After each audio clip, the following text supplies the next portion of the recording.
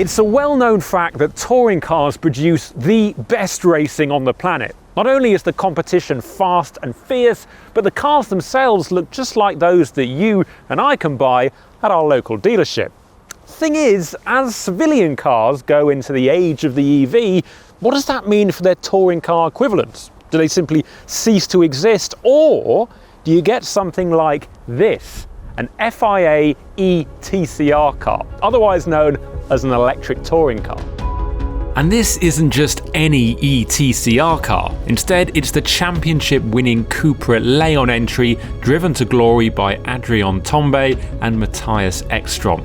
Last season, there was a total of 6 rounds with 6 teams taking part, including the factory-backed Hyundai i30N and independent Alfa Romeo Giulia entry. Each race weekend consists of a 1-lap qualifying battle, quarterfinals, semi-finals and super-finals to determine total points. If it sounds complicated, then that's because it is. But enough of the format, what's the actual car like? Now obviously this looks just like a Cupra Leon road car with a pretty serious body kit, but all of the cars that are taking part in the electric touring car series have got spec parts which are kept constant and therefore keeps the racing close. So that includes things like the battery pack, the motors, the cooling system, the ECU and the inverters and a few other things as well. The battery pack in this car is from Megalec Propulsion and the powertrain is from Williams Advanced Engineering. That battery pack is 62 kilowatts, it runs at about 800 volts and it can charge from 10 to 90% in around 45 minutes using the hydrogen chargers which they take with them to every race event. The range is absolutely tiny, it's 25 miles, which is just nothing, but when you consider that it only takes part in very short races, then that's more than enough, really. The weight of the car, that is pretty high. It's set at around 1,800 kilograms, or it's minimum 1,800 kilograms to race in the series. But if it didn't have that rule in place, they reckon it's about 1,700 kilograms curb weight, but still that's a lot more than a regular petrol touring car.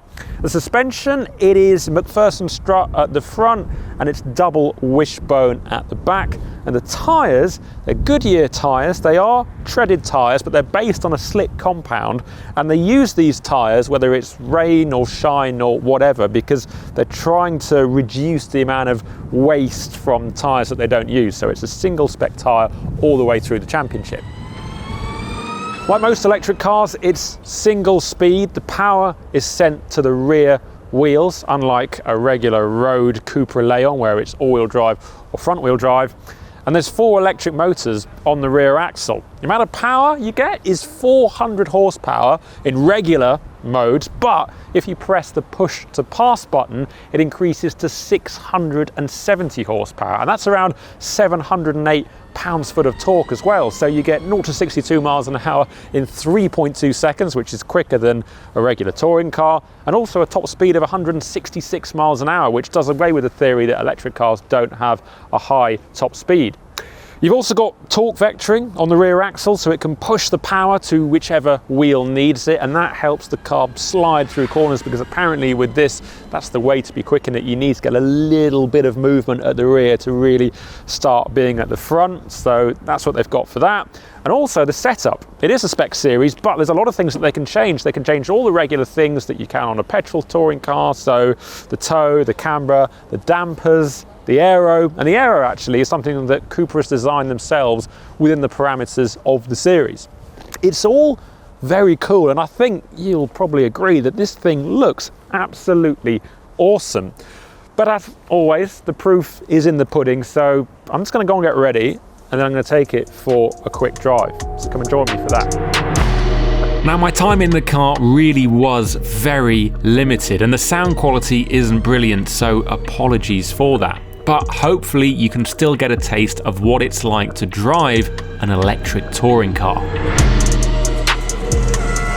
So coming out of the pit, and actually the first thing that really strikes me is, and it probably sounds a bit obvious, but how quiet it is in here. You've got the whine from the electric motors, but actually the rest of the noise isn't that pronounced, which is surprising because obviously in electric road cars, you'll find that there's a lot of background noise which becomes really apparent when you take away the engine, but not so in this. Next thing, the steering, super light, really light. I think a lot of people would actually like to feel more weight. I'm partial to light steering, so that's fine. Feel isn't actually wonderful, although maybe if we quickened up it would improve. But it feels a lot more agile than that 1.5 ton curb weight which it's pushing. Really nice, lovely feel on the brakes. There's no ABS in this car, so you can lock up. I can see on the brake pressure that it's got maximum 60% pressure that I can go to. But actually this is such an easy thing to drive. This is a racing car which goes to 62 miles an hour in about 3 seconds, and it has up to 670 horsepower, and yet it's the easiest thing in the world to drive. I mean, we all know that electric road cars are easy to drive, but it also translates, as it turns out, into their racing cars. Starting to get a bit more feels on the tyres now, which is nice. It's really nice to drive. I'm surprised sometimes racing cars, obviously they're so intimidating because they take away all the aids that you get on the road. There's a little bit of traction control going on now, but in this I'm just braking deeper and deeper into the corners on this tiny little track with the barriers that are closed. I feel really confident with it. The driving experience was so far removed from many older races I'd driven, where simply getting them to navigate a small track with cold tyres was a trial in itself.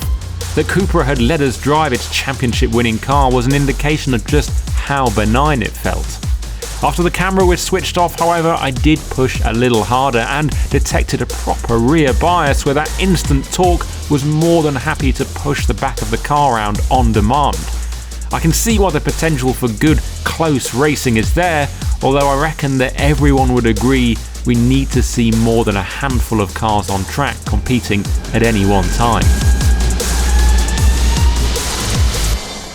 So as you can probably tell, I really enjoyed my short drive in Cupra's electric touring car.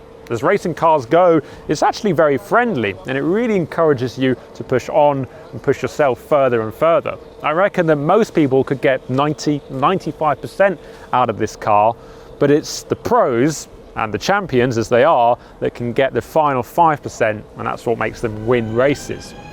I think as a series it could do with a simplification of how it works, because at the moment it sounds a little bit complicated and convoluted, and also the range of the cars could be improved so that you get longer races, and that's what we're used to.